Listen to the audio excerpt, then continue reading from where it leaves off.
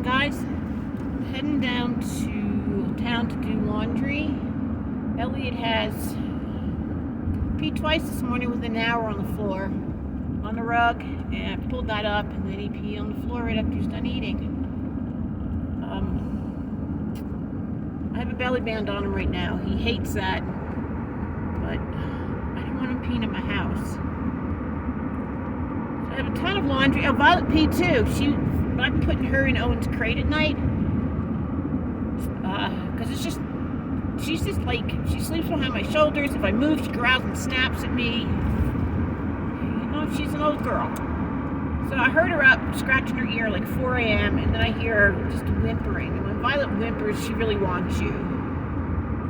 And when she barks, she really needs you. It's like, it's her signal. I'm scared, come get me. I think she's barked, like a dozen times in her whole life. I was beginning to think she didn't know how to. But I went to pull her out of the crate and I put my hand in a wet spot. She peed too. I'm like, oh, for God's sakes, guys. So, I have a crap ton of blankets and rugs to do. And one load of my clothes. Nothing for Owen. Right, buddy? It is 35 right now. It was 23 2 days ago in the morning. Yeah, it is chilly up here. It's winter. Sean went home. Well, he didn't go home. Yesterday morning I got up because Bob, my boss, he left Sunday. He went down to town for the winter. Pulled his trailer out, so it was just Sean and I. And then Sean's mom had fallen this weekend, and she's been in hospice. She's 90-something years old. And I got up, I went outside about 7 a.m. Well, I heard Owen kept low growling really early in the morning, yesterday morning. And I just thought maybe it was the cows or that filthy window.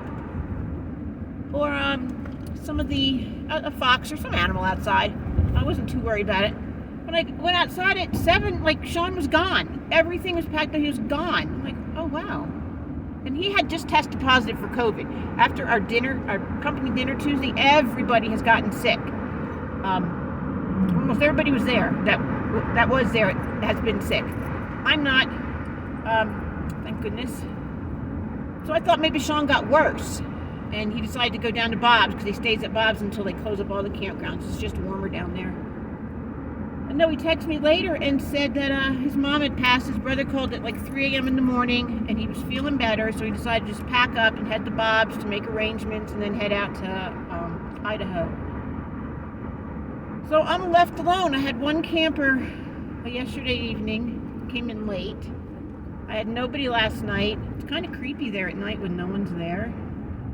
I had the cows like all afternoon right in my sight, sleeping, drove Owen nuts. I have a slowpoke ahead of me.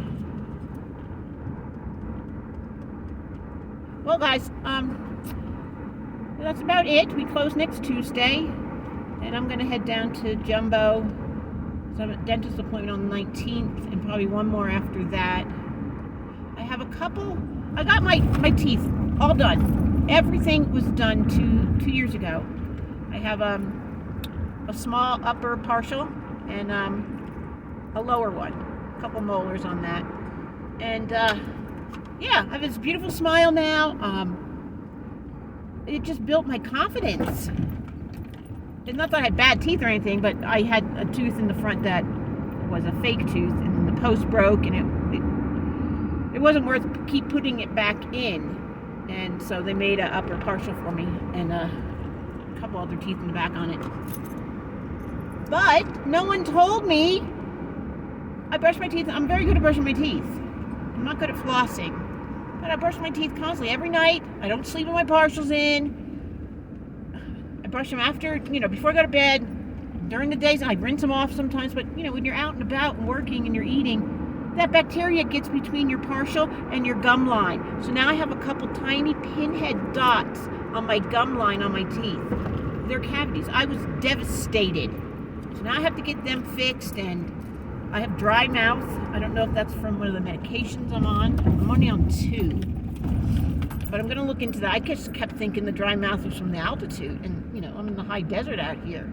But that contributes to bacteria also. So I'm just devastated. So now I'm like constantly rinsing my mouth out, brushing my teeth, and it's become almost a hassle. But I don't want cavities, and my teeth are all fixed, and now this. I don't want this to happen again. So I have to stick around and get that taken care of, and then I'll be heading west. I was hoping the aspens were more yellow and vibrant. That's why I was filming heading to town. But last Sunday was Color Sunday. That's when everybody comes up to Powderhorn. You can ride the ski lifts and see the aspens that have changed. And the way my daughter described it when she first moved out here, she says, yeah, everybody goes to Powderhorn and they ride the ski lifts to see the colors change. I'm like, the colors change in one day? That's the way it sounded, but no. Because it's been so cold, the aspens they're not as vibrant yet. I mean, they're pretty, but, and a lot of on the left side up here, on this mountain here, they all died last year. I don't know if you know, the aspens are all, like, I guess each grove is one single organism. They all grow from like one tree, and underneath the ground, they're all connected. I think that's fascinating. All right, guys, I'll stop rambling on. I can hear the wind. My door is loose over there. It doesn't shut tight all the time. It's always like a windy sound coming in. All right, guys, I will talk to you all later. And while I'm doing laundry, I'm going to wash my windows. Oh, and while I'm thinking about it, my boss called somebody, a shop in town. He's going to flip my axle for me. Well, not, basically flip it. You flip the hangers on it.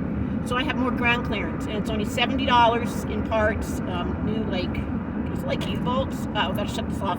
Cows are in the road, and Owen's gonna bark. A bunch of babies. Sorry about that. So my boss Bob is gonna do the axle for me from whenever I have time to bring it down to his shop. He's got this huge garage in his house. He used to own a Arco station, something like that. Gee, he's another COW. And I'm going to order another plug for the passenger side of my trailer, so I have electric on that side, and I have shore power and my generator on. So I'm pretty excited to have my trailer several more inches off the ground. Because there's been some times where it's just scraped, especially my mud flaps, which I want to stay on. But the back end, I know, has scraped going out of a driveway somewhere, like a gas station. I don't know why they make them so steep. That's what bent my my crank pole and tongue. So I'll get that done before I head back on the road. I'll order the new plug, get that installed. That's really easy, just a hole saw and some butyl tape. And then when I get paid on the 1st, I'm ordering my generator and geez, there was something else big I needed to get. I can't remember. Sean gave me one of those 5-gallon water jugs, those round ones that you can put the electric battery USB operated pump on. So I'm excited to have that because that's like running water. Other than my Berkey, I can hook that up. So I have that. I think that's it. I gotta figure out how to put my kayak on the back. Now I have that rooftop carrier in the bed, which has worked out great, storing all my stuff that I don't need in the truck or in my trailer. Like my tent, I have a shower tent now. I have another really nice tent that I've got. That'll be my yoga tent at one point in my life. Again, I had one last year. And other things, just tools and stuff like that. Just tie downs, bungee cords. All my winter clothes or summer clothes are in there too, my boots. So I'll get all set. I started packing yesterday. I cleaned up the back of the truck here, the back seat, put Gideon's crate up. I got that all ready to go. I'm getting excited to go back on the road. I'm going to take my time and head out west. There's a few places I'd like to stop and explore. We'll see how the weather goes. Now that I'll have a generator so I can have heat at night, I'm excited about that. All right, guys, I'm done now. I'll talk to you all later. Okay, guys, you're not going to believe what just happened at the laundromat. You know, it's 8:30 in the morning. There's one person here, that truck in front of me. And I had a ton of blankets and rugs, like I just told you, and one big load of my clothes. So I go in because I didn't want to struggle carrying all this laundry and make more than one trip. So I grab a basket, right? Take it out to my truck, put my clothes in it, and I go in, and this man's looking at me. He's folding his clothes. And I'm ignoring him. And I'm starting to put my clothes in the washing machines. And he comes up to me and says, "Are you ready for this one?" He says, "Are those dirty clothes?" "No, I'm bringing clean clothes to the laundry." "Yes. That basket's only for clean clothes." I'm like, "Excuse me?" He goes, "That basket's only for clean clothes. I wouldn't want to put my clean clothes in there from the dryer after you've put your dirty ones in it." I'm like, "Oh, gee, I've never heard that before." "Well, that does make sense. Yes, it makes perfect sense." That's what he says. I'm like, "Well, it makes it easier to put your clothes from the basket into the washing machine instead of having to put them on the floor." "Well, that doesn't make sense at all," he said. I'm like, oh my God. Never in my life of doing laundry at a laundromat have I ever seen a sign or anyone say the baskets are only for clean clothes. Like, whatever, sir, whatever. In my opinion, I'd be more upset about my dirty clothes going in a filthy washing machine. Those washing machines are full of bacteria. They're nasty. A lot dirtier than the metal basket that I put my, mind you, folded blankets that were dirty and folded rugs, because I like my stuff neat. I don't want to just shove them in my truck all a mess. Yeah, that got me. So then he just watched me fill up the washing machines. I couldn't wait to get my money in there and get the hell out of there. And now he's folding all of his clothes. They're all on top of one of the machines I'm using.